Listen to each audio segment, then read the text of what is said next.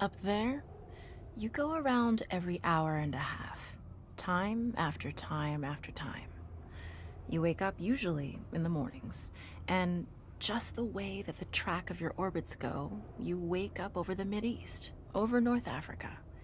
As you eat breakfast, you look out the window as you're going past, and there's the Mediterranean area, and Greece, and Rome, and North Africa, and the Sinai, the whole area. And you realize that in one glance, that what you're seeing is what was the whole history of man for years, the cradle of civilization. And you go around down across North Africa and out over the Indian Ocean and look up at that great subcontinent of India pointed down toward you as you go past it. And Ceylon off to the side, Burma, Southeast Asia, out over the Philippines, and up across that monstrous Pacific Ocean. Vast body of water. You've never realized how big that is before. And you finally come up across the coast of California and look for those friendly things. Los Angeles and Phoenix and on across El Paso. And there's Houston. There's home. And you look, and sure enough, there's the Astrodome. And you identify with that, you know?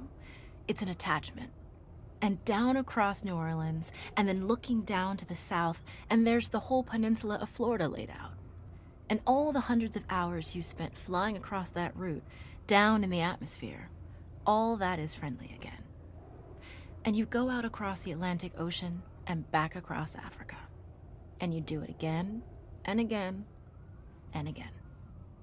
And that identity, that you identify with Houston, and then you identify with Los Angeles, and Phoenix, and New Orleans, and everything.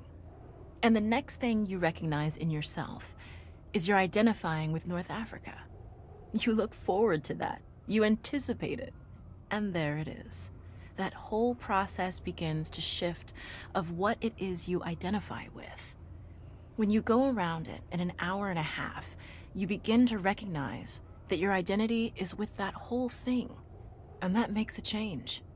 You look down there, and you can't imagine how many borders and boundaries you crossed again and again and again, and you don't even see them. At that wake-up scene, the Mideast, you know there are hundreds of people killing each other over some imaginary line that you can't see. From where you see it, the thing is a whole, and it's so beautiful. And you wish you could take one from each side in hand and say, look at it from this perspective. Look at that. What's important? And so a little later on, your friend, again those same neighbors, another astronaut, the person next to you goes out to the moon.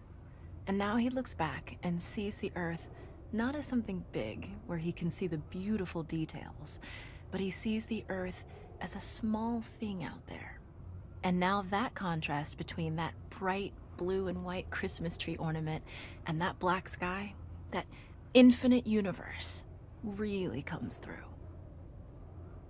The size of it, the significance of it, it becomes both things. It becomes so small and so fragile, and such a precious little spot in that universe that you can block it out with your thumb.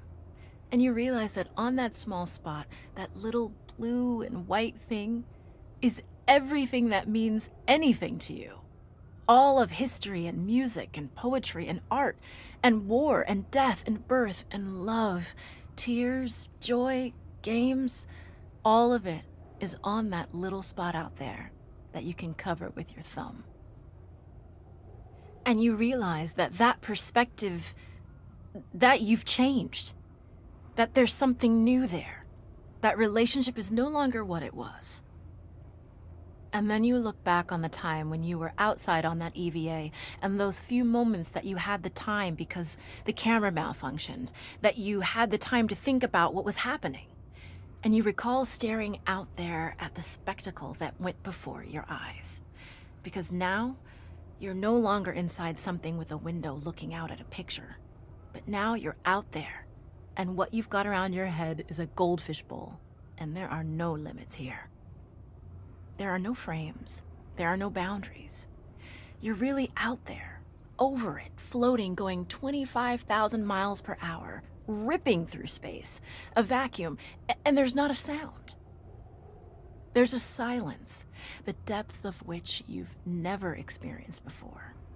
And that silence contrasts so markedly with the scenery and the speed with which you know you're going. That contrast, the mix of those two things, really comes through. And you think about what you're experiencing and why. Do you deserve this?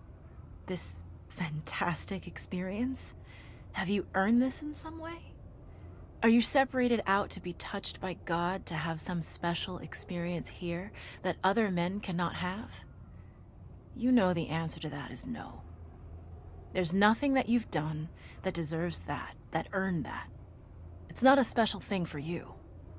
You know very well at that moment, and it comes through to you so powerfully that you're the sensing element for man. You look down and see the surface of that globe that you've lived on all this time, and you know all those people down there. They are like you. They are you. And somehow you represent them when you are up there.